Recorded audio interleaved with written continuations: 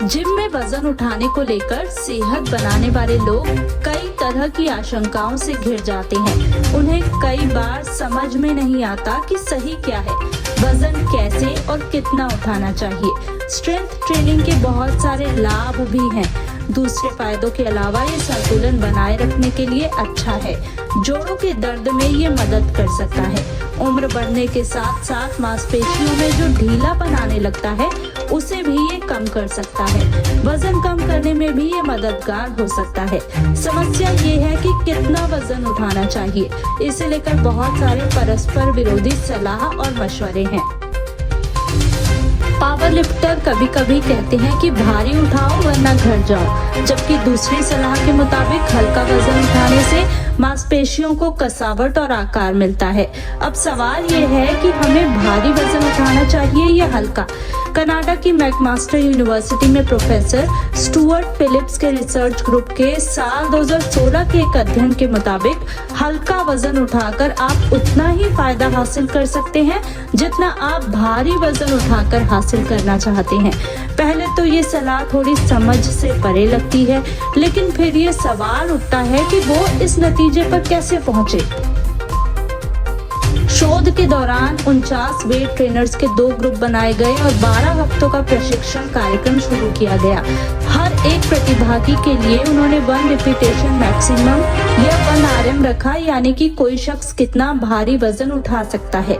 उसके बाद उन्होंने इसे 2 समूहों में बांटा। पहला समूह जो अपने RM का 30 से 50% ही उठाता था, दूसरे समूह ने RM का 75 से 90% वजन उठाया।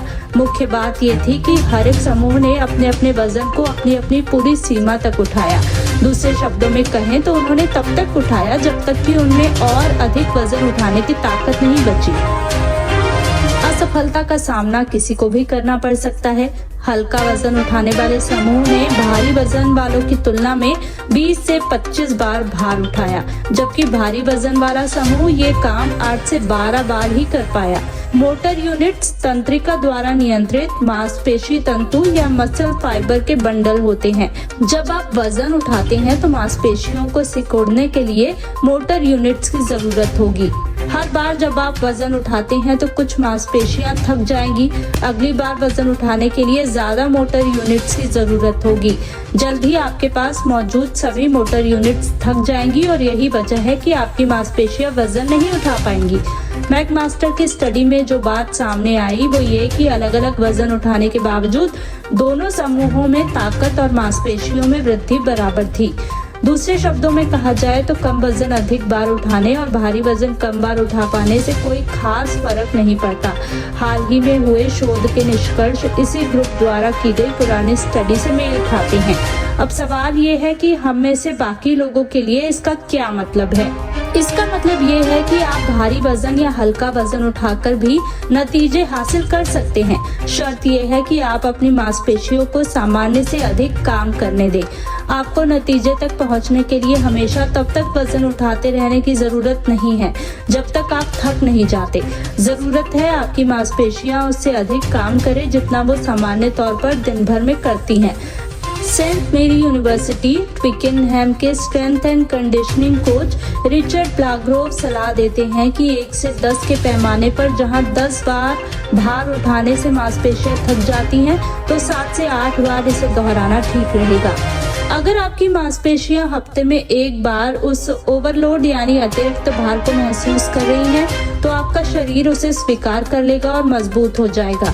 अगर आप चाहते हैं कि मांसपेशियां और मजबूत होती रहें तो इसके लिए आपको लगातार जितना भार उठाना है और जितनी दफा उसे एक बार में दोहराना है उसका पूर्व मूल्यांकन करते रहना होगा, ताकि आपकी मांसपेशियों को उस कंफर्ट जोन से आगे ले जाया जा सके जिसकी वो कुछ दिनों से आदी हो जाती हैं।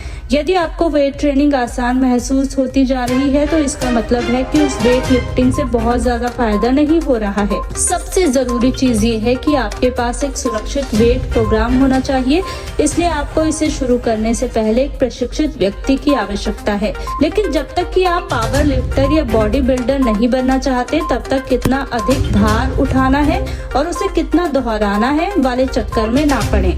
मांसपेशियों को मजबूत करने और ताकतवर बनने के लिए नियमित रूप से जिम जाना और खुद को कंफर्ट जोन से बाहर लाना सबसे ज्यादा जरूरी है।